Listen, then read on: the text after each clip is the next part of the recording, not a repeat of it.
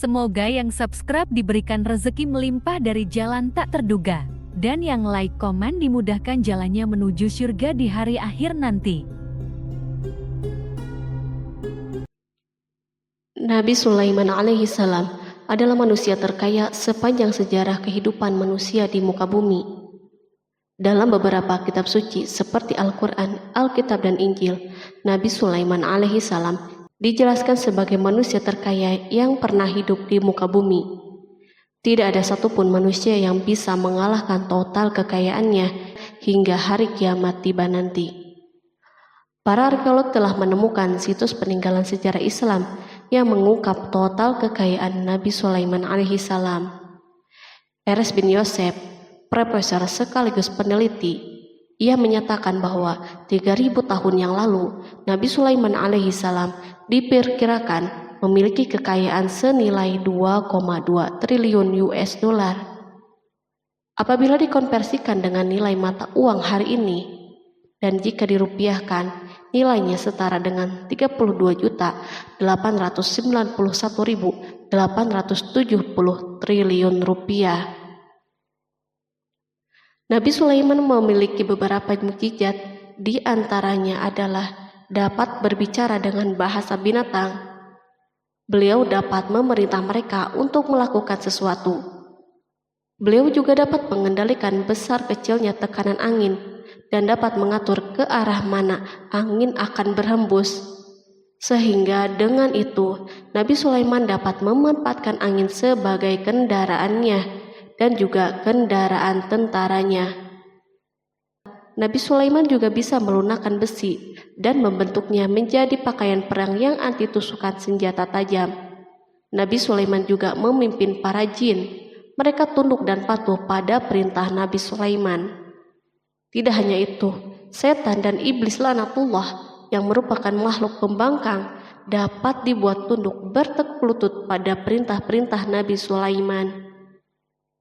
Nabi Sulaiman bisa melakukan teleportasi, yaitu berpindah dari suatu tempat ke tempat yang lain dalam waktu singkat. Peristiwa tersebut dibuktikan dengan pemindahan singgasana Ratu Balqis atas perintah Nabi Sulaiman. Nabi Sulaiman juga dikenal sebagai raja yang adil dan bijaksana.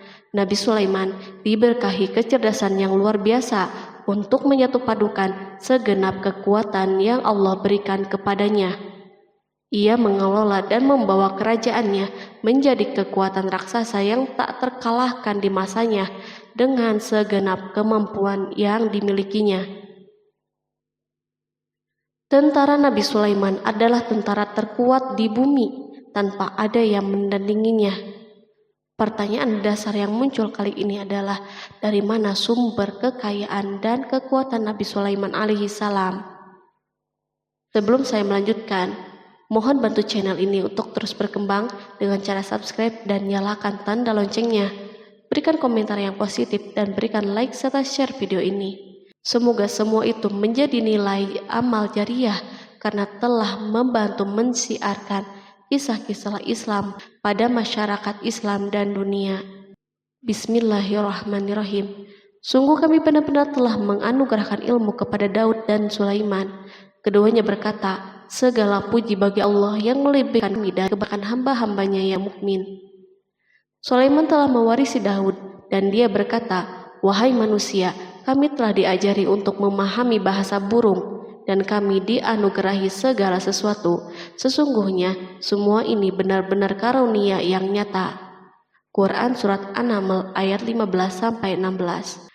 Nabi Sulaiman mewarisi Nabi Daud dalam sisi kenabian dan kekuasaan, bukan mewarisi harta, karena para nabi tidak mewariskan harta.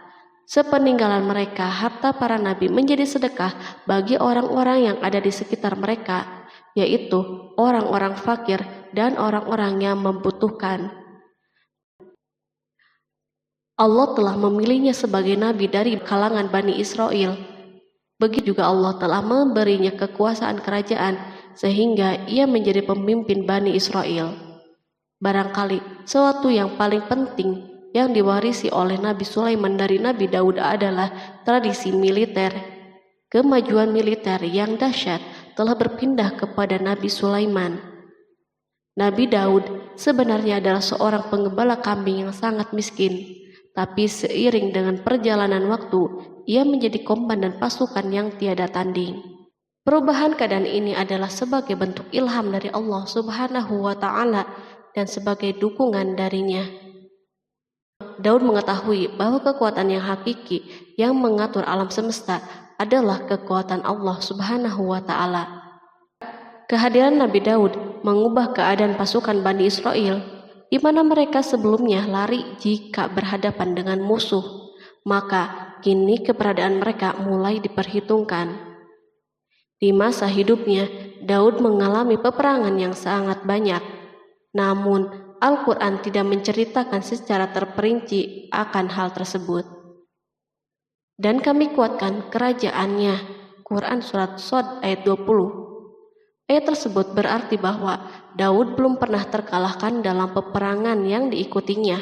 Di samping dukungan yang Allah Subhanahu wa Ta'ala berikan kepada Daud, juga pasukannya dan rakyatnya, di mana mereka adalah orang-orang yang bertauhid dan menyerahkan diri kepada Allah Subhanahu wa Ta'ala. Allah Subhanahu wa Ta'ala mengungkapkan kepada Daud hal-hal yang menjadikan pasukannya memiliki keistimewaan yang dengannya mereka dapat mengalahkan pasukan-pasukan yang lain yang ada di bumi saat itu. Allah Subhanahu wa Ta'ala berfirman, dan kami telah melunakkan besi untuknya. Quran Surat Saba ayat 10. Sebenarnya baju besi yang dibuat untuk orang-orang yang hendak berperang cukup mengganggu gerakan mereka. Kita bisa membayangkan ketika ada dua orang yang berperang, yang satunya dapat bergerak dengan bebas, sementara yang lain tidak leluasa bergerak. Namun dengan kekuasaan Allah, Nabi Daud dapat melunakkan besi dan dapat membuat darinya baju besi yang ringan. Ini adalah kemajuan penting yang Allah berikan kepada Daud dan tentaranya. Kemajuan ini kini dimiliki oleh Nabi Sulaiman. Demikianlah Sulaiman memiliki pasukan yang dahsyat yang melebihi pasukan manapun di bumi saat itu. Bahkan Allah Subhanahu wa Ta'ala menambah karunia-Nya kepada Nabi Sulaiman. Dan Sulaiman telah mewarisi Daud dan dia berkata, "Hai manusia, kami telah diberi pengertian tentang suara burung dan kami diberi segala sesuatu. Sesungguhnya ini benar-benar suatu karunia yang nyata." Quran Surat An-Naml ayat 16. Pada suatu hari, Nabi Sulaiman menengadahkan tangannya dan berdoa kepada Allah Subhanahu wa Ta'ala. Antara hati Nabi dan Allah tidak ada penghalang, tidak ada jarak, tidak ada sekatan waktu, dan tak ada seorang pun dari para nabi yang berdoa kepada Allah kecuali doanya pasti terkabul. Kejernihan hati ketika mencapai puncak tertentu, maka ia akan menggapai apa saja yang diinginkan di jalan Allah Subhanahu wa Ta'ala.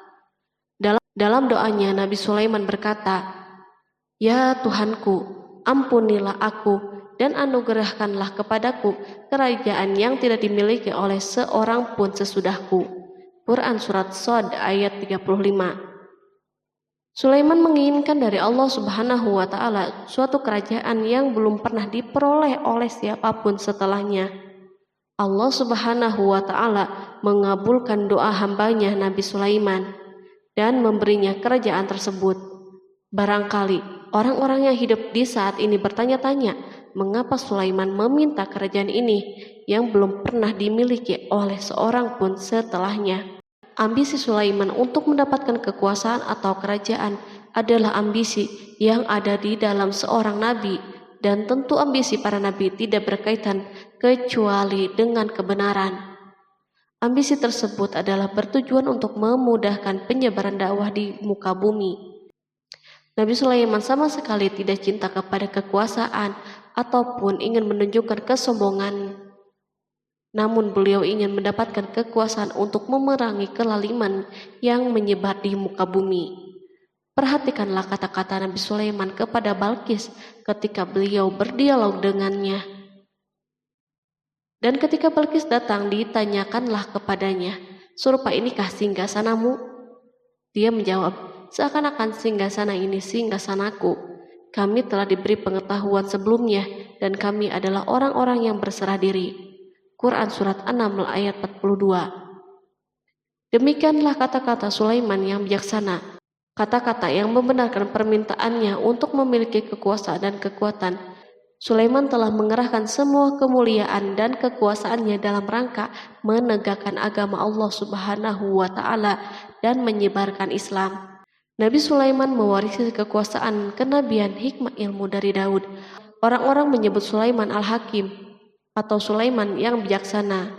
Kebijaksanaan Nabi Sulaiman tidak terbatas pada keadilannya di tengah-tengah manusia dan kasih sayangnya kepada mereka. Namun kebijaksanaan Sulaiman juga berlaku di kalangan burung dan binatang-binatang lainnya. Nabi Daud juga mengenal bahasa burung, tetapi Sulaiman dapat berbicara dengan bahasa burung. Bahkan ia dapat menjadikannya sebagai pembantunya. Ketika Nabi Daud bertasbih, maka gunung-gunung dan burung-burung serta binatang buas pun ikut bertasbih bersamanya. Bahkan angin pun berhenti untuk mendengar tasbih ini. Sedangkan Nabi Sulaiman, Allah Subhanahu wa Ta'ala memberinya karunia lebih dari itu, di mana binatang-binatang buas tunduk padanya, begitu juga angin dan burung. Allah Subhanahu wa Ta'ala berfirman, dan sesungguhnya kami telah memberi ilmu kepada Daud dan Sulaiman, dan keduanya mengucapkan, segala puji bagi Allah yang melebihkan kami dari kebanyakan hamba-hambanya yang beriman. Dan dia berkata, hai manusia, kami telah diberi pengertian tentang suara burung, dan kami diberi segala sesuatu. Sesungguhnya semua ini benar-benar karunia yang nyata. Quran Surat An-Naml ayat 15-16. Nabi Sulaiman mampu mendengar bisikan semut yang berbicara dengan sesama mereka. Bahkan ia mampu memerintahkan semut tersebut sehingga semut itu taat kepada perintahnya. Pasukan Nabi Sulaiman memiliki kekuatan yang sangat dahsyat di dunia. Belum pernah ada di dunia suatu pasukan yang memiliki kekuatan seperti ini. Kekuatan Nabi Sulaiman berasal dari beberapa kombinasi yang sangat mengagumkan, sehingga karenanya ia tidak dapat tertandingi. Kekuatan itu terdiri dari manusia, jin, dan burung. Kita mengetahui bahwa jin adalah makhluk Allah Subhanahu wa Ta'ala dan manusia tidak mampu untuk melihatnya atau menghadirkannya atau meminta pertolongannya. Sedangkan Sulaiman telah diberi Allah Subhanahu wa Ta'ala kemampuan untuk menundukkan jin. Bahkan ia mampu menjadikan mereka sebagai pekerja-pekerja kasar di kerajaannya saat itu, saat tidak ada peperangan. Ketika ada pasukan lain yang mencoba melawan pasukan ini, maka mustahil mereka akan merasakan kemenangan. Bahkan pasukan Sulaiman juga diperkuat oleh pasukan burung. Burung di pasukan Sulaiman memerankan tugas yang sangat penting, yaitu sebagai badan intelijen. Kita mengetahui bahwa peranan informasi saat peperangan sangatlah penting. Dari informasi tersebut, pasukan dapat mengetahui keadaan musuhnya. Demikianlah peranan burung pada pasukan Sulaiman. Ia terbang di tengah-tengah musuh, kemudian ia kembali kepada Sulaiman untuk menyampaikan berita tentang keadaan musuhnya. Di samping jin dan burung, Allah Subhanahu wa Ta'ala juga menundukkan angin untuk Sulaiman. Nabi Sulaiman dapat memerintahkan angin dan ia mampu menaiki angin bersama tentaranya. Pasukan Sulaiman juga terdiri dari pasukan udara pada saat di mana tak seorang pun memimpikan untuk terbang di udara. Barangkali mukjizat ini yang Allah Subhanahu wa Ta'ala berikan kepada Sulaiman menjadi sebab kejayaan militernya sehingga pasukannya tidak tertandingi. Allah Subhanahu wa Ta'ala berfirman, dan dihimpunkan kepada Sulaiman tentaranya dari jin, manusia, dan burung, lalu mereka diatur dengan tertib dalam barisan. Quran Surat An-Naml ayat 17. Kemudian kami tundukkan kepada angin yang berhembus dengan baik menurut kemana saja yang dikehendakinya. Dan kami tundukkan pula kepadanya setan-setan, semuanya ahli bangunan dan penyelam, dan setan yang lain yang terikat dalam belenggu. Inilah anugerah kami, maka berikanlah kepada orang lain atau tahanlah untuk dirimu sendiri dengan tiada pertanggungan jawab. dan sesungguhnya dia mempunyai kedudukan yang dekat pada sisi kami dan tempat kembali yang baik. Quran Surat Shad ayat 30-40. Di samping senjata udara yang Allah Subhanahu wa Ta'ala berikan kepada Sulaiman, Allah Subhanahu wa Ta'ala juga memberikan kemampuan yang tak seorang pun dari para nabi mendapatkannya, yaitu kemampuan untuk memerintah setan. Setan adalah salah satu bagian dari jin. Ia adalah kelompok yang celaka dari bangsa jin. Kelompok ini sebenarnya tidak mampu dikuasai oleh manusia. Bahkan jin soleh pun tidak dapat mengatur mereka. Adapun Sulaiman, Allah Subhanahu wa Ta'ala memberinya kekuasaan untuk menundukkan setan dan mempekerjakannya, bahkan mengikatnya dengan rantai serta menghukumnya jika menentang perintahnya. Setan membangun untuk Sulaiman istana dan patung-patung dan alat-alat perang. Bahkan setan-setan itu menyelam di dasar lautan untuk mengeluarkan permata dan yakut untuk Sulaiman. Jika ada di antara setan yang menentang perintahnya, maka Nabi Sulaiman mengikatnya dengan rantai. Ini semua menunjukkan kekayaan Sulaiman dan kekuasaannya, di mana ia mampu mengatur banyak makhluk di dunia. Tentu kemampuan itu atas izin Allah sebagai mukjizat darinya. Allah Subhanahu wa Ta'ala berfirman, dan sebagian dari jin ada yang bekerja di hadapannya di bawah kekuasaannya dengan izin Tuhannya, dan siapa yang menyimpang di antara mereka dari perintah kami, maka kami rasakan kepadanya azab neraka yang apinya menyala-nyala. Para jin itu membuat untuk Sulaiman apa yang dikehendakinya dari gedung-gedung yang tinggi, patung-patung, dan piring-piring yang besarnya seperti kolam dan periuk yang tetap berada di atas tungku. Quran Surat Saba ayat 12. Nabi Sulaiman yang bijaksana adalah penguasa yang tak tertandingi di muka bumi.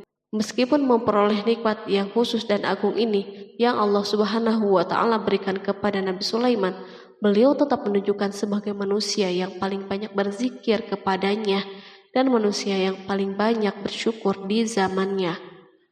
Allah Subhanahu wa Ta'ala berfirman tentang Sulaiman, Sulaiman sebaik-baik hamba, sesungguhnya dia amat taat kepada Tuhannya. Quran Surat Shad ayat 30. Nabi Sulaiman selalu mendirikan sholat, puasa, tasbih, dan mengungkapkan rasa cinta yang dalam. Hamba yang kembali adalah hamba yang menuju Allah Subhanahu wa Ta'ala. Waktu sholat bagi Sulaiman adalah waktu yang sangat penting, sehingga ketika datang waktu itu, maka beliau tidak bisa disibukkan dengan hal yang lain. Sulaiman mengetahui penyakit kuda dan ia mampu berbicara dengan bahasa kuda. Bahkan kuda itu pun mentaati perintah Nabi Sulaiman. Allah Subhanahu wa Ta'ala juga memberikan kenikmatan lain atas Sulaiman. Allah Subhanahu wa Ta'ala berfirman, dan kami alirkan cairan tembaga baginya. Quran Surat Saba ayat 12. Al-Kihtir adalah tembaga yang dicairkan. Sebagaimana Allah Subhanahu wa Ta'ala memberikan nikmat atas ayahnya Daud di mana ia mampu melunakkan besi, dan Allah Subhanahu wa Ta'ala mengajarinya bagaimana cara mencairkannya, maka Sulaiman pun memanfaatkan tembaga yang cair untuk peperangan dan di saat perdamaian.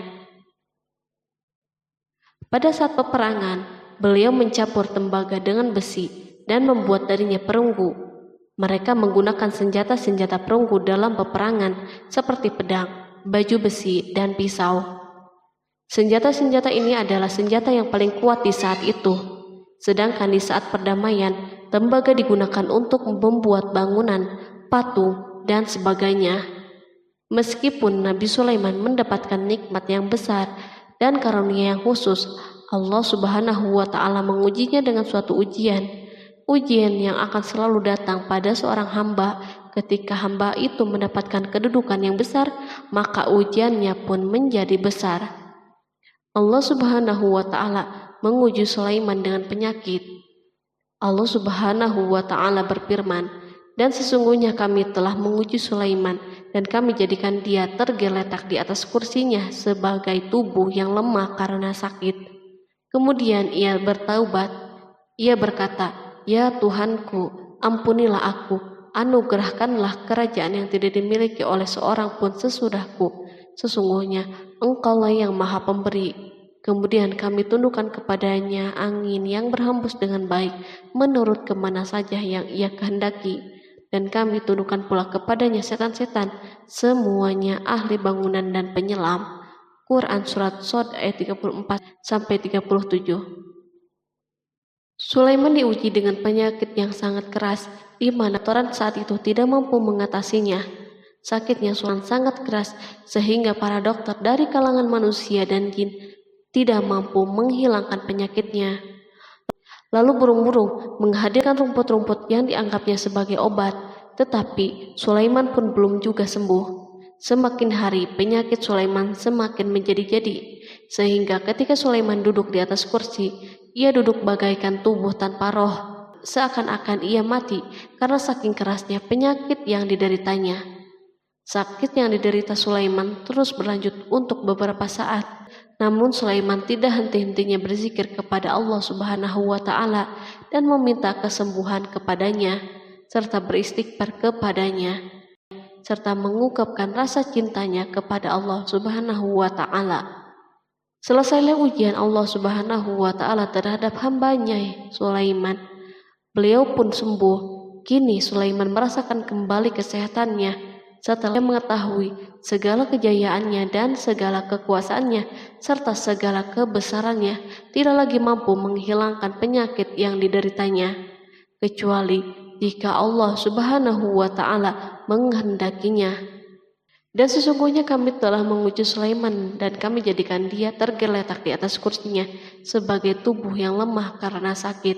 Quran Surat Shod ayat 34. Kata jasad dalam bahasa Arab diungkapkan atas sesuatu yang kehilangan kehidupan atau kesehatan. Nabi Sulaiman telah membangun masjid atau tempat beribadah sehingga manusia menyembah Allah Subhanahu wa Ta'ala di dalamnya. Rumah ini menunjukkan keunggulan seni arsitektur dan seni pahat. Orang-orang yang membangun rumah ini berjumlah puluhan ribu orang. Tentu setiap kelompok dari mereka memiliki pekerjaan masing-masing. Di antara mereka ada yang mencairkan tambang, ada yang menjadi tukang pahat, ada yang membelah batu, ada yang memotong-motong kayu, ada yang mendatangkan rumput-rumput dari Libanon, dan ada yang melelehkan emas dan menjadikannya lempengan-lempengan yang mengkilat untuk menutupi kayu dan menutupi dinding. Bahkan golongan jin membantu pembangunan rumah tersebut, tentu dengan perintah dan bimbingan Nabi Sulaiman. Mereka membuat patung-patung yang besar dan membuat bejana yang besar untuk tempat makanan para tentara dan pekerja, yaitu bejana seperti gunung karena saking beratnya dan besarnya. Mereka juga membuat tempat-tempat minum yang besarnya seperti kolam. Sulaiman mengawasi para pekerjanya dan juga mengurusi masyarakatnya, di mana beliau mengenali problem mereka dan berusaha memecahkannya. Beliau juga mengawasi pasukannya dari kalangan binatang dan burung. Beliau mengetahui apakah ada satu dari mereka yang tidak hadir, kemana ia pergi, serta mengapa ia pergi. Nabi Sulaiman bukan hanya mengetahui problem tentaranya dari kalangan manusia dan tentaranya dari kalangan burung, namun ia juga menunjukkan kasih sayangnya terhadap semut, di mana beliau mendengar bisikannya dan tidak suka untuk menginjaknya. Pada suatu hari, ia berjalan di depan tentaranya dan tiba-tiba ia mendengar suara semut yang berkata kepada teman-temannya dari kalangan semut. Hingga apabila mereka sampai di lembah semut, berkatalah seekor semut, "Masuklah ke dalam sarang-sarangmu agar kamu tidak terinjak oleh Sulaiman dan tentaranya." Sedangkan mereka tidak menyadari.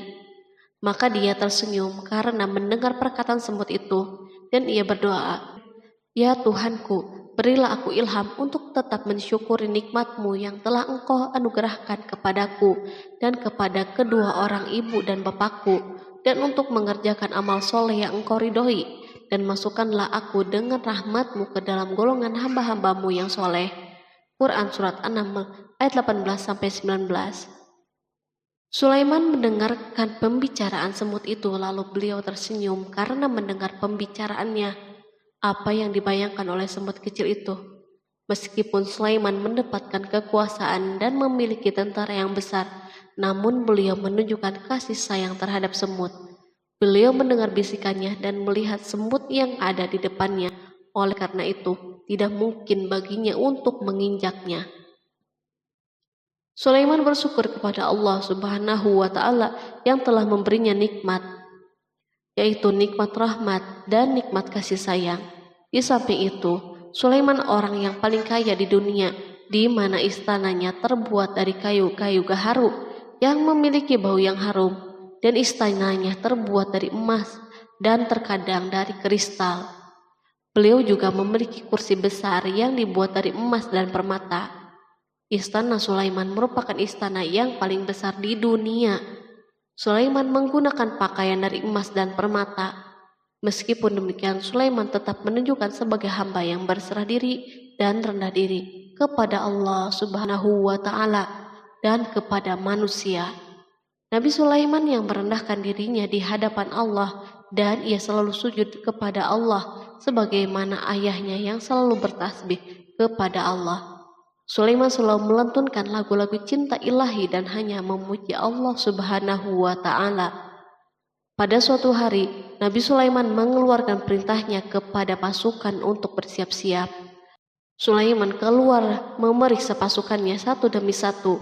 Pasukannya diteliti. Kelompok yang pertama adalah kelompok manusia. Sulaiman memerintahkan kesiapan mereka, lalu Sulaiman mengeluarkan perintah-perintahnya. Kemudian Sulaiman memerintah kelompok jin dan menyampaikan perintah-perintahnya. Beliau memenjarakan jin yang tampak bermalas-malasan saat bekerja. Lalu ia memeriksa binatang dan berkata pada mereka, apakah mereka sudah makan dengan baik dan tidur dengan nyenyak? Apakah ada yang mengadu kepadanya, misal karena penyediaan makanan yang tidak layak? Apakah di sana ada yang sakit dan sebagainya? Ketika Sulaiman merasa puas dengan semuanya, Sulaiman memasuki tenda tempat berkumpulnya burung. Belum lama, Sulaiman memasuki tenda tersebut dan mengamati keadaan di sekitarnya, sehingga ia mengetahui burung yang tidak hadir yaitu hudhud. Dan dia memeriksa burung-burung lalu berkata, mengapa aku lihat hudhud? Quran Surat An-Naml ayat 20. Burung-burung yang lain tampak terdiam sebagai tanda penghormatan dan akan mendengarkan apa yang akan dikatakan pemimpin mereka Sulaiman. Beliau mengarahkan pandangannya kepada semua burung dan tidak menemukan hudhud di antara mereka. Tak seekor burung pun yang mengetahui keberadaannya. Sulaiman mulai menampakkan kemarahannya. Apakah dia termasuk yang tidak hadir? Quran Surat An-Naml ayat 20. Tiba-tiba seekor burung kecil memberanikan diri untuk berkata kepada Sulaiman, wahai Nabi yang mulia, seharusnya hudhud ada bersamaku kemarin untuk melaksanakan tugas penyelidikan. Ia adalah pemimpin misi itu, namun hudhud belum datang. Oleh karena itu, aku tidak pergi bersamanya. Burung itu tampak gemetar ketakutan. Sulaiman mengetahui bahwa hudhud tidak hadir dan tak seorang pun mengetahui kepergiannya. Hudhud pergi tanpa terlebih dahulu meminta izin kepada Sulaiman dan tidak memberitahu di mana keberadaannya. Dalam keadaan marah, Sulaiman berkata, sesungguhnya aku benar-benar akan mengazabnya dengan azab yang keras atau benar-benar menyembelihnya, kecuali ia benar-benar datang kepadaku dengan alasan yang jelas. Quran Surat An-Naml ayat 21. Kawanan burung mengetahui bahwa Sulaiman sedang marah dan telah menetapkan untuk menyembelihnya atau justru memaafkannya dengan syarat ia datang dengan membawa alasan yang dapat menyelamatkannya. Atau dengan kata lain, hudhud dapat memastikan bahwa ia melaksanakan tugas yang penting. Sulaiman menunjukkan kemarahan yang besar sehingga siapapun akan merasa takut ketika melihat Sulaiman marah. Meskipun beliau terkenal dengan kasih sayangnya, namun kemarahannya karena membela kebenaran. Kemudian beliau dapat melaksanakan ancamannya dengan cara yang mudah. Seekor burung tampak gemetar ketakutan melihat kemarahan Sulaiman. Lalu beliau mengeluarkan tangannya ke burung itu dan memegang-megang kepalanya, sehingga burung itu pun merasa tenang dan rasa takutnya hilang. Sulaiman pergi dari tenda burung itu dan menuju istananya. Sulaiman masih memikirkan keadaan hudhud. Seharusnya hudhud menjadi bagian penting dari badan intelijen. Apakah ia pergi untuk menyingkap sesuatu, atau apakah ia pergi hanya untuk bermain-main? Sulaiman telah memperhatikan dan mengetahui bahwa Hudhud adalah seekor burung yang cerdik dan juga fasih berbicara. Terkadang Sulaiman mendapati Hudhud sedang bermain-main dan menunda pekerjaannya. Sulaiman melihatnya dan Hudhud memahami bahwa ini tidak benar, sebab ia tidak boleh mencampur adukan antara waktu serius dan waktu bermain. Akhirnya, tidak lama setelah kepergiannya, Hudhud tiba di tenda burung. Burung-burung yang lain berkata kepadanya, "Pergilah engkau ke tempat tuan kita Sulaiman. Jika ia mengetahui bahwa engkau telah sampai, maka jiwamu benar-benar terancam."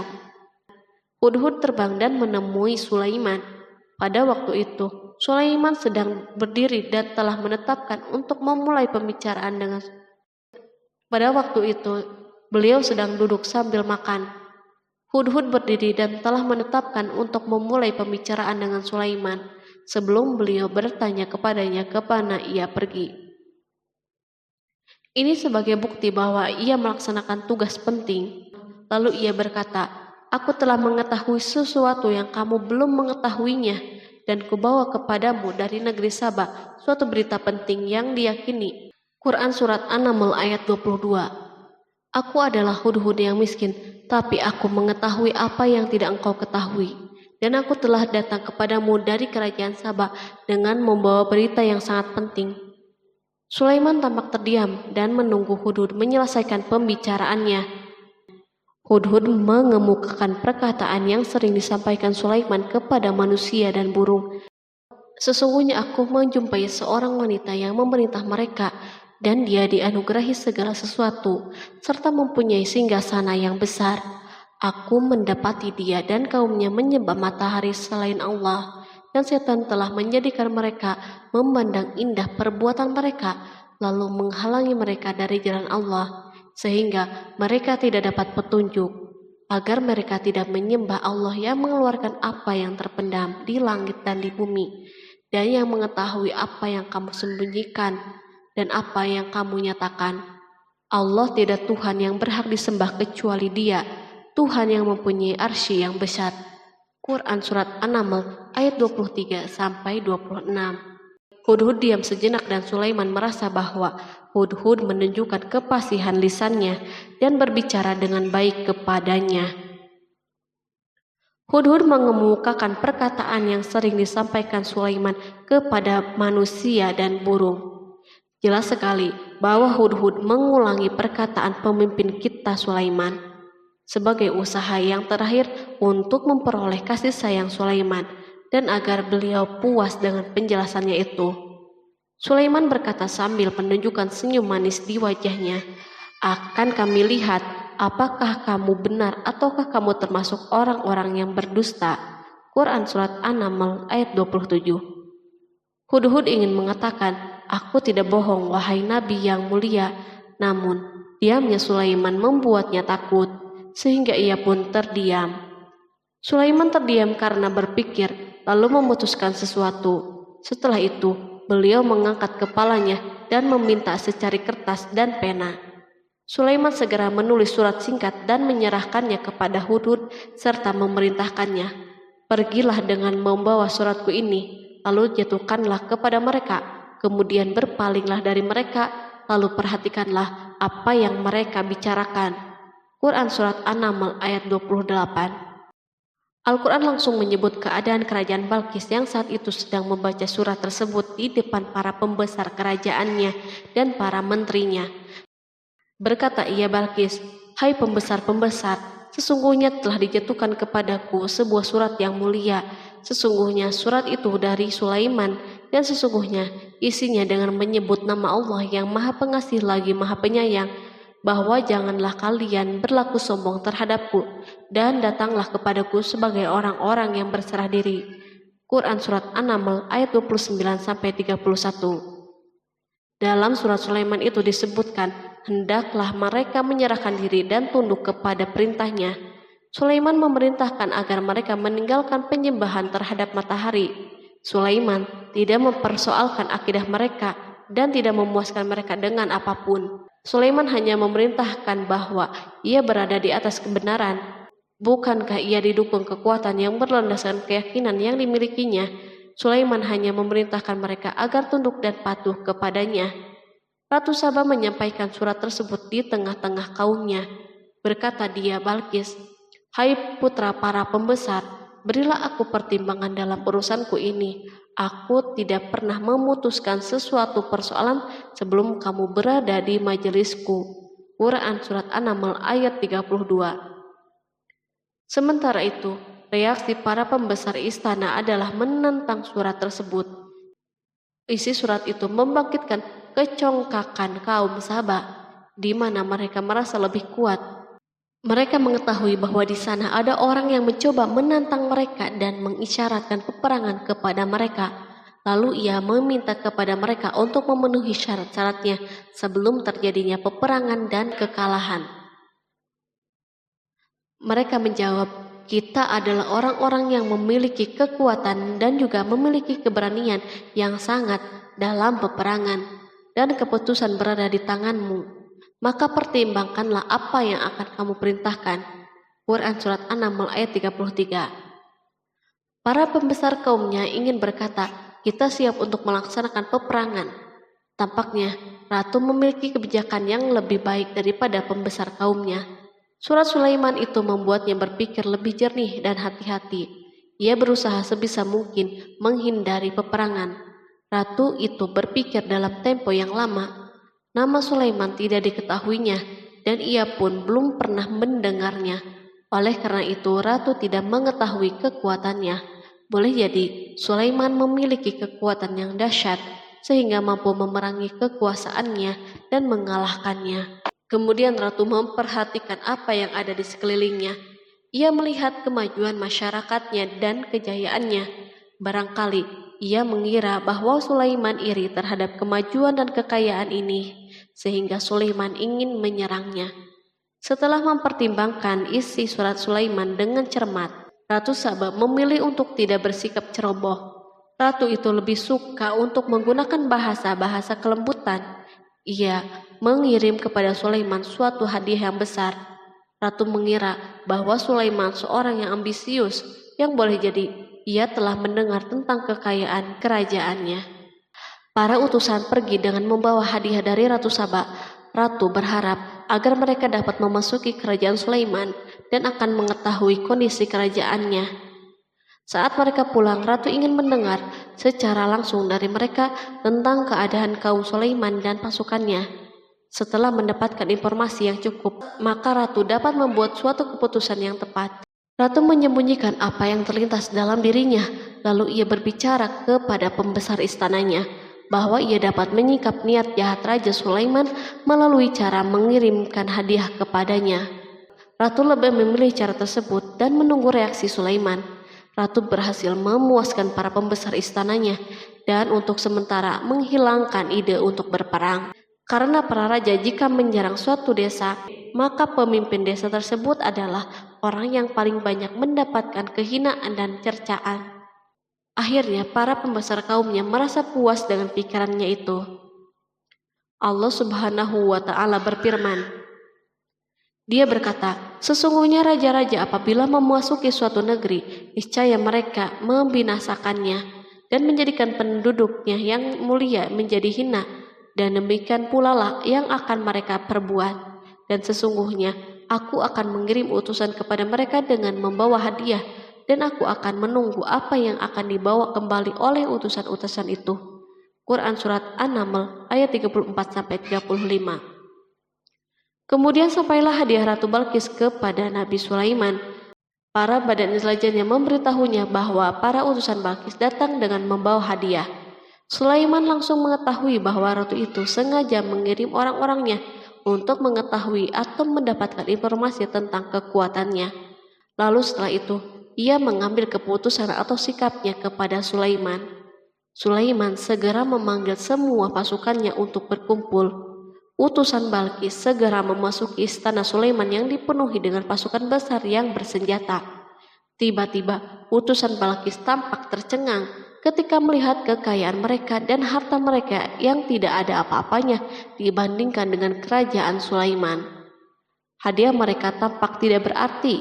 Emas yang mereka bawa tampak tidak berarti saat mereka memasuki istana Sulaiman yang terbuat dari kayu-kayu pohon gaharu yang mengeluarkan bau yang harum serta dihiasi dengan emas.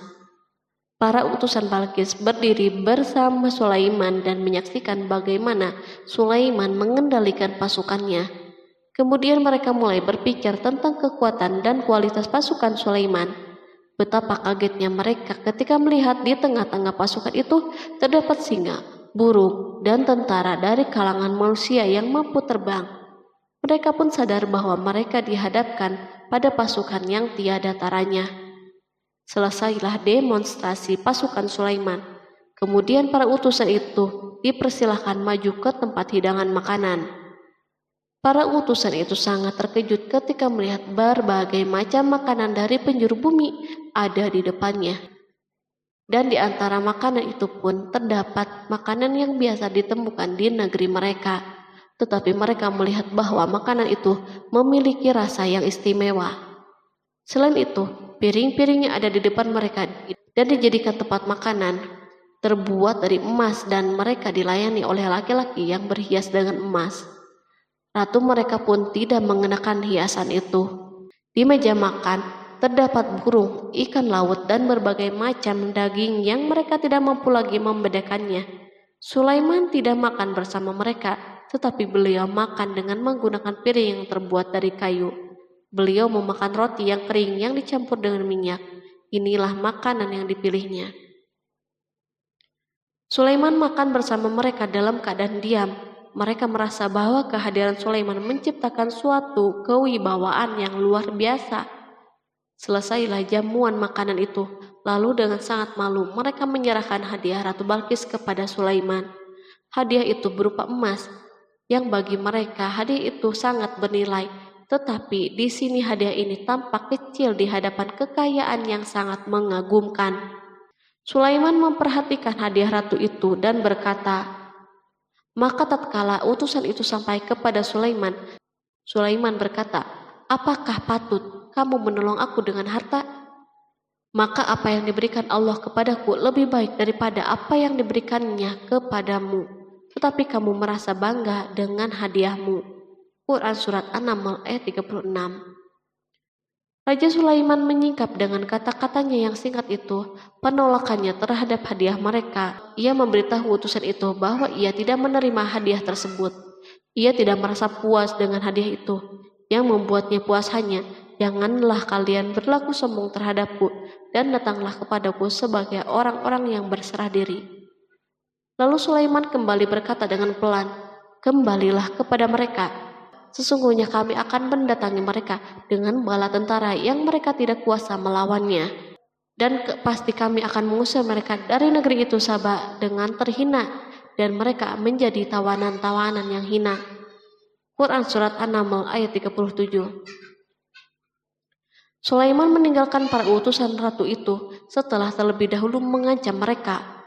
Para utusan itu mengharap agar Sulaiman mau menunggu kunjungan dari Ratu Balkis yang akan membawa misi perdamaian. Akhirnya sampailah para utusan Balkis ke negeri Saba. Mereka segera menuju istana ratu. Mereka memberitahu bahwa negeri mereka ada di ujung tanduk.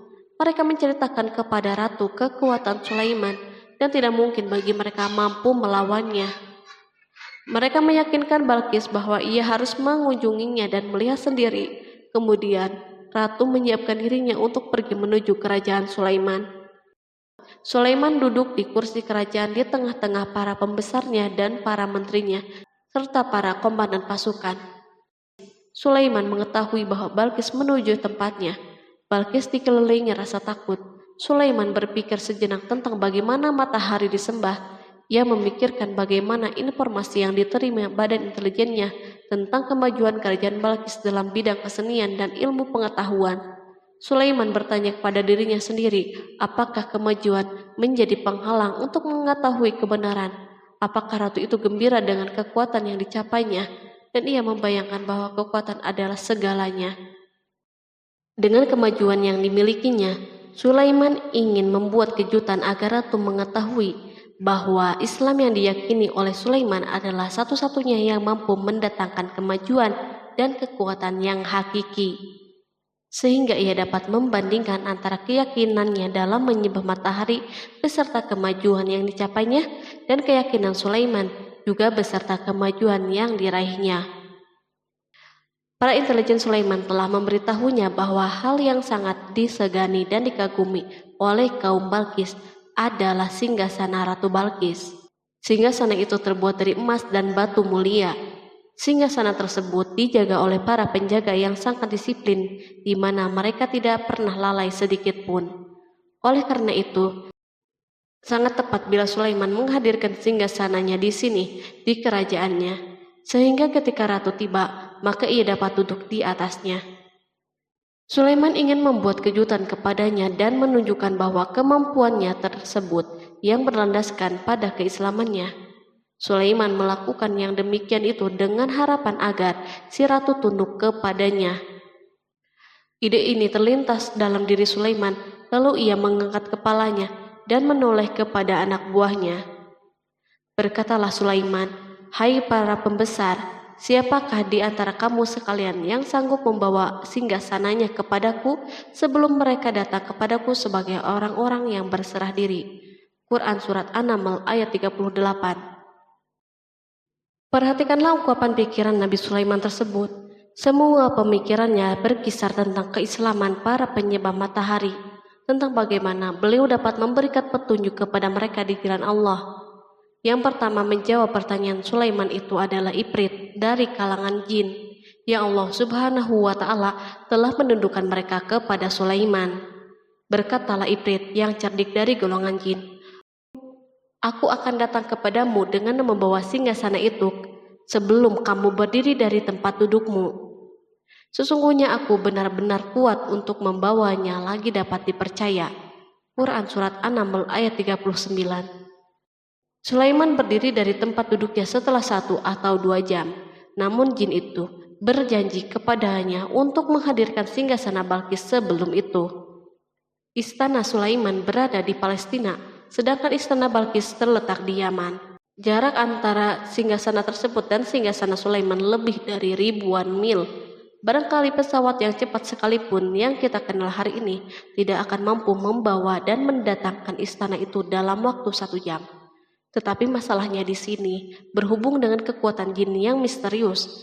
Sulaiman tidak mengomentari sedikit pun terhadap apa yang dikatakan oleh Ifrit dari kalangan jin. Tampak ia menunggu tanggapan lain yang mampu menghadirkan singgasana Balkis yang lebih cepat dari itu. Sulaiman menoleh kepada seorang yang di sana yang duduk di atas naungan. Berkatalah seseorang yang mempunyai ilmu dari Alkitab, "Aku akan membawa singgasana itu kepadamu sebelum matamu berkedip." Maka tatkala Sulaiman melihat singgasana itu terletak di hadapannya, ia pun berkata, "Ini termasuk karunia Tuhanku untuk menguji aku, apakah aku bersyukur atau mengingkari akan nikmatnya. Dan barang siapa yang bersyukur, maka sesungguhnya dia bersyukur untuk kebaikan dirinya sendiri. Dan barang siapa yang ingkar, maka sesungguhnya Tuhanku maha kaya lagi maha mulia." Quran Surat An-Naml ayat 40. Belum lama, seorang yang mempunyai ilmu dari Alkitab menyatakan kalimatnya, sehingga singgasana itu berada di depan Sulaiman. Ia mampu menghadirkan singgasana itu lebih cepat dari kedipan mata, ketika mata itu tertutup dan terbuka. Al-Quranul Karim tidak menyikap kepribadian seorang yang menghadirkan singgasana itu. Al-Quran hanya menggarisbawahi bahwa orang itu mempunyai ilmu dari Alkitab. Al-Quran tidak menjelaskan kepada kita apakah ia seorang malaikat ataukah manusia ataukah jin. Perhatikanlah tindakan Sulaiman setelah adanya mukjizat ini. Beliau tidak merasa kagum terhadap kemampuannya yang luar biasa. Beliau tidak tercengang dengan kekuatannya. Beliau mengembalikan keutamaan tersebut kepada penguasa para penguasa, Allah Subhanahu wa Ta'ala, dan bersyukur kepadanya yang telah mengujinya dengan kekuasaan ini, agar ia dapat membuktikan apakah ia bersyukur atau mengingkari. Setelah Sulaiman bersyukur kepada penciptanya, ia mulai memperhatikan singgasana ratu. Merupakan simbol pembangunan dan kemajuan, tetapi tampaknya ia hanya sesuatu yang biasa saja dibandingkan dengan kekuasaan dan kebesaran ciptaan yang dibuat oleh manusia dan jin di kalangan istana Sulaiman. Sulaiman memikirkan dalam tempo yang lama singgasana Balkis. Kemudian beliau memerintahkan agar singgasana itu diperbaiki, sehingga saat Balkis datang, Sulaiman dapat mengujinya apakah Balkis dapat mengenalinya ataukah tidak. Dia berkata, "Ubahlah baginya singgasananya, maka kita akan melihat apakah dia mengenal ataukah termasuk orang-orang yang tidak mengenalnya." Quran Surat An-Naml ayat 41. Sulaiman memerintahkan agar dibangun istana yang akan digunakan untuk menyambut Balkis. Sulaiman memilih tempat di laut dan ia memerintahkan agar dibangun suatu istana di mana sebagian besar terdiri dari air laut.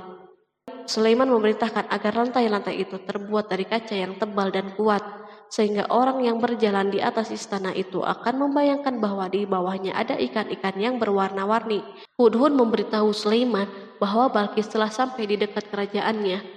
Kemudian Balkis datang. Al-Quran tidak menyebutkan keadaan Sulaiman saat menyambut Balkis, namun Al-Quran justru menunjukkan dua sikap Balkis. Pertama, bagaimana sikap Balkis ketika pertama kali melihat singgasananya yang datang mendahuluinya, padahal ia telah meninggalkan pengawalnya untuk tetap setia menjaga singgasana itu.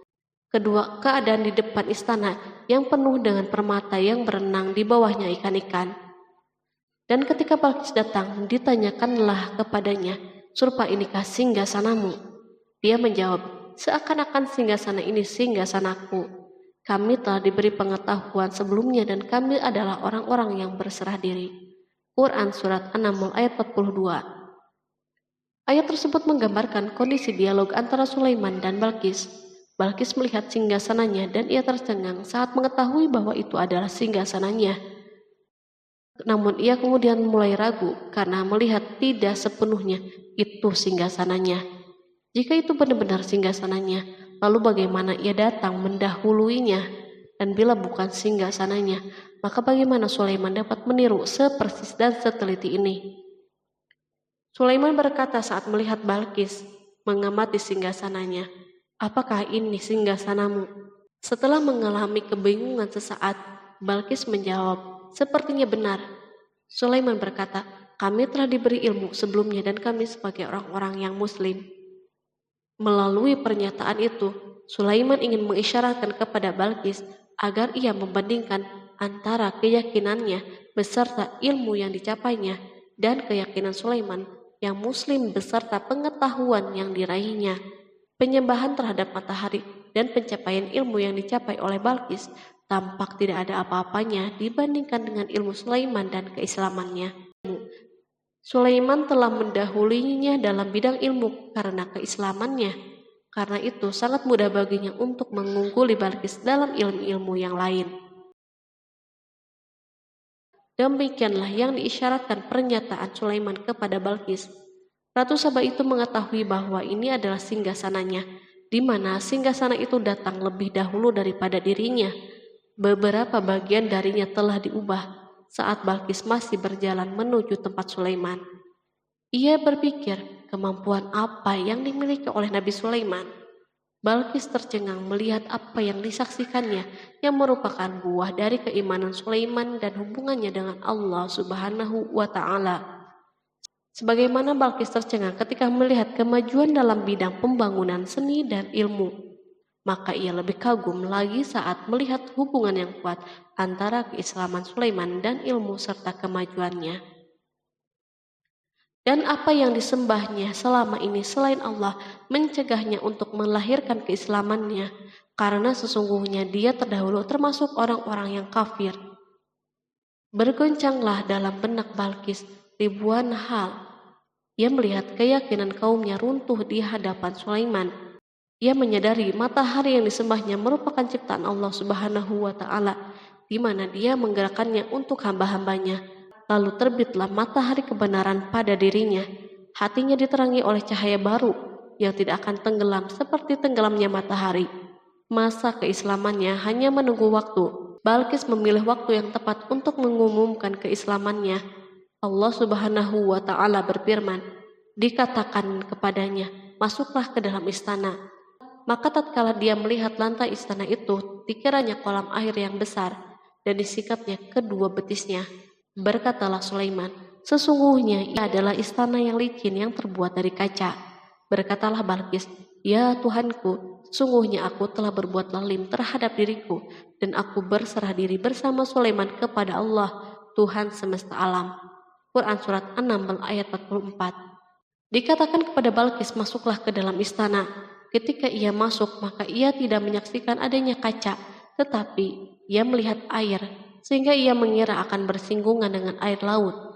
Lalu ia menyingkap sedikit bajunya agar bajunya tidak basah. Sulaiman mengingatkannya tanpa melihat agar tidak khawatir terhadap pakaiannya, karena pakaiannya tidak akan basah sebab di sana tidak ada air. Ia sekedar kaca yang halus yang saking halusnya hingga tidak tampak.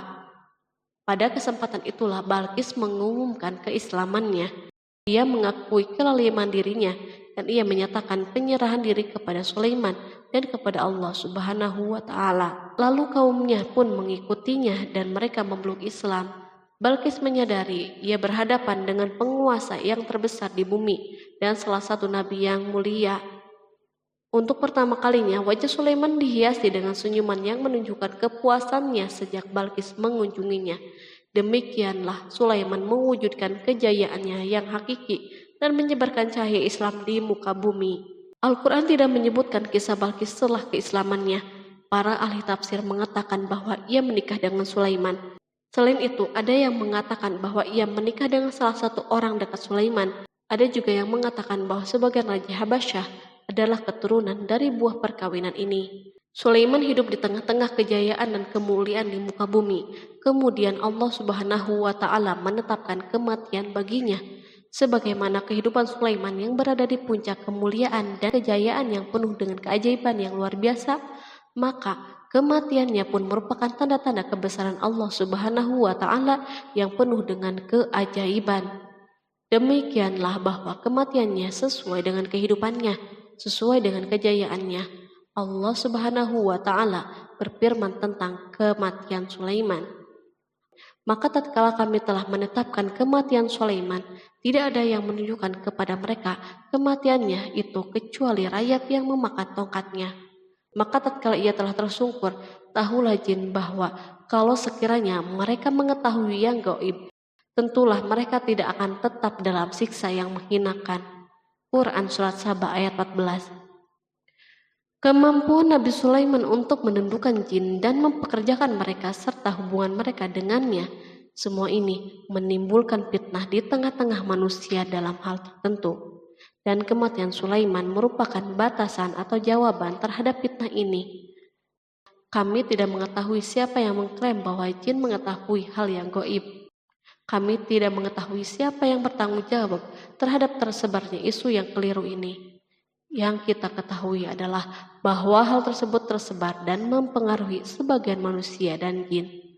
Barangkali manusia berkata kepada diri mereka, selama jin melakukan perbuatan yang luar biasa ini, maka apa gerangan yang menjadikan mereka tidak mengetahui hal-hal yang gaib itu? Manusia lupa bahwa kunci kegaiban berada di tangan Allah Subhanahu wa Ta'ala.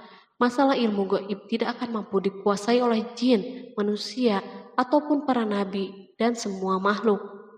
Hanya Dia yang mengetahuinya. Allah Subhanahu wa Ta'ala merencanakan bahwa kematian Sulaiman pun bertujuan untuk menghancurkan pemikiran ini, yaitu pemikiran bahwa jin mengetahui hal yang gaib. Jin bekerja untuk Nabi Sulaiman selama beliau hidup, dan tatkala beliau meninggal, maka tugas mereka menjadi bebas. Nabi Sulaiman meninggal tanpa diketahui oleh jin, sehingga mereka tetap bekerja untuknya. Mereka tetap kepada Sulaiman. Seandainya mereka mengetahui hal yang gaib, niscaya mereka tidak akan meneruskan pekerjaan mereka. Pada suatu hari Sulaiman memasuki mihrabnya untuk itikaf, ibadah dan sholat. Tak seorang pun berani mengganggu khalwat di mihrabnya. Mihrab Sulaiman terletak di puncak gunung dan dindingnya terbuat dari permata. Pada suatu hari, Sulaiman duduk bersandar pada tongkatnya dan ia tampak tenggelam dalam tafakur. Beliau berzikir kepada Allah hingga rasa kantuk menguasainya. Lalu setelah itu malaikat maut menemuinya di mihrabnya. Sulaiman pun meninggal. Beliau bersandar kepada tongkatnya. Jin melihatnya dan mengira bahwa beliau sedang sholat. sehingga mereka pun tetap melanjutkan pekerjaannya. Berlalulah hari yang panjang, kemudian datanglah rayap, yaitu semut kecil yang memakan kayu. Hewan itu pun mulai memakan tongkat Sulaiman. Rayap-rayap itu tampak lapar. Sebagian dari tongkat Sulaiman dimakan beberapa hari oleh rayap itu. Ketika yang dimakannya semakin bertambah, maka tongkat itu pun menjadi rusak dan jatuh dari tangan Sulaiman. Tubuh mulia itu kehilangan keseimbangan dan terhempas di bumi. Tatkala tubuh suci itu tersungkur, maka manusia segera menuju ke sana. Mereka menyadari dan mengetahui bahwa Nabi Sulaiman telah meninggal dalam waktu yang sangat lama. Jin menyadari bahwa mereka tidak mengetahui hal-hal yang gaib, dan manusia pun mengetahui hakikat ini. Seandainya jin mengetahui hal yang gaib, niscaya tidak akan meneruskan siksa yang hina. Mereka tidak akan bekerja. Demikianlah Nabi Sulaiman meninggal dalam keadaan duduk dan sholat di mihrabnya. Lalu berita itu tersebar bagaikan api di bumi. Manusia, burung dan binatang buas mengantarkan jenazah Nabi Sulaiman. Sekawanan burung tampak sedih dan menangis. Semua makhluk bersedih. Akhirnya, tak seorang pun mengetahui bahasa burung di bumi. Meninggallah seorang yang memahami pembicaraan burung. Burung-burung itu berkata, "Betapa beratnya kehidupan di tengah-tengah orang yang tidak mengetahui pembicaraan kita." Terdapat sejumlah versi perihal riwayat tentang kisah wafat Nabi Sulaiman alaihi salam. Salah satunya hadis yang diriwayatkan oleh Al-Hafiz Ibnu Asakir dalam tafsir Ibnu Katsir. Hadis ini disebut mendekati kebenaran kisah wafatnya Nabi Sulaiman. Seperti yang dikutip dari buku Kisah Para Nabi oleh Imam Ibnu Katsir. Menurutnya, Nabi Sulaiman alaihissalam meninggal dalam keadaan berdiri. Berdirinya beliau ini adalah sedang melakukan sholat dan bersandar pada tongkatnya. Diketahui Nabi Sulaiman dikenal terbiasa menyendiri di dalam Masjid Baitul Maqdis. Durasinya bahkan dalam kurun waktu yang tidak biasa, yakni bisa hingga 1 atau 2 bulan, hingga 1 atau 2 tahun. Untuk sajian makanan dan minumannya selalu dibawakan oleh para setan yang masih tergabung dalam salah satu jenis jin. Hingga suatu ketika mereka membawakan makanan dan minuman seperti biasa, namun tidak mengetahui bahwa Nabi Sulaiman telah wafat. Pada hari wafatnya, Nabi Sulaiman mendatangi sebuah pohon yang tumbuh di Baitul Maqdis. Atas izin Allah, Nabi Sulaiman pun berbincang dengan pohon tersebut dan menanyakan nama serta fungsi dari dirinya. Pohon ini bernama Kharubah. Nabi Sulaiman pun bertanya padanya, "Apakah kegunaanmu?" Pohon Kharubah ini pun menjawab, "Aku tumbuh untuk meruntuhkan masjid ini." Lalu Nabi Sulaiman pun berkata, "Allah tidak mungkin meruntuhkan masjid ini selama aku masih hidup. Itu artinya kamu tumbuh untuk mengabarkan kematianku." Lalu Nabi Sulaiman pun mencabut pohon tersebut dan menanamnya di dinding miliknya. Setelah itu, Nabi Sulaiman masuk ke dalam mihrab dan melakukan sholat dengan bersandar pada tongkatnya. Sejumlah sumber juga mengatakan tongkat tersebut berasal dari pohon Kharubah yang sempat dicabutnya sebelumnya. Kemudian Nabi Sulaiman pun menemui ajalnya hingga tidak diketahui oleh setan yang bekerja untuknya sekalipun. Kisah ini diceritakan dalam firman Allah melalui surat Saba ayat 14. Kalangan jin dan setan pun mulai mengetahui kabar kematian Nabi Sulaiman setelah rayap memakan tongkat sebagai penopangnya hingga rapuh. Nabi Sulaiman meninggal berdiri dan bersandar pada tongkatnya. Matanya dalam keadaan terbuka dan fisiknya tidak berubah bentuk. Bahkan tidak ada bau yang muncul dari jenazah tersebut. Ternyata peristiwa wafat ini merupakan jawaban dari doa Nabi Sulaiman alaihissalam sendiri. Ia pernah memohon pada Allah Subhanahu wa Ta'ala agar kematiannya dapat dijadikan pembelajaran bagi umat manusia, bahwa para jin sekalipun tidak mengetahui hal yang gaib. Bahkan mereka pun tidak mengetahui kapan mereka akan menemui ajal dan mendapatkan rezeki. Untuk itu, kisah Nabi Sulaiman yang meninggal dalam keadaan berdiri ini diharapkan menjadi pesan agar manusia tidak menjadikan setan, iblis, atau bangsa jin sebagai tempat menyembah atau teman mereka. Wallahu a'lam bishawab.